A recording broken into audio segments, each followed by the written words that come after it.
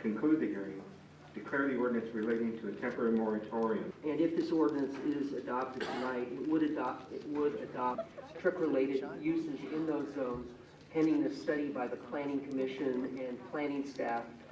That's why a lot of the drivers aren't worried about losing their jobs. But if this goes forward, kind of things like this, where companies or individuals try to play games. Vice Mayor Lewis, you weren't actually digging in this. The underlying cause of this is the failure of the program to scrap old dirty diesel. Council should be commended for holding study sessions and for considering regulations such as this to support the programs. And it just, it's visual blight. Thank you. And now on the urgency, need a motion.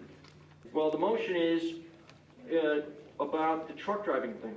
And then Mr. Lurch initiated it, even though it doesn't give it credit for him on the city thing.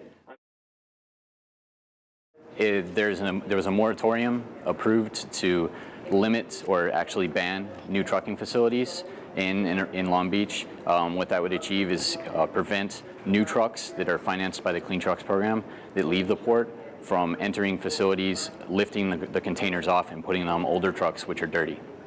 And part of what happened is the incentive programs between Long Beach and Los Angeles are set up that you're supposed to scrap a truck before you're eligible for financing for a new truck. Unfortunately, the two ports have diverging systems and diverging Clean Trucks programs. And what essentially is happening is that it's promoting taking these new trucks out, and as the more turns they do, so if I come in, for example, I bring a container out, and I come back in, I get $10 for every single one of those trucks, every one. So I can get up to $10,000 a year per truck. So if I can do 1,000 turns in 1 year, I can essentially drop off every one of those containers to a switching facility, and then those on the dirty truck could take it. And essentially I would end up making a lot of money off that system. Ryan Wiggins. And you are with? Communities for Clean Ports.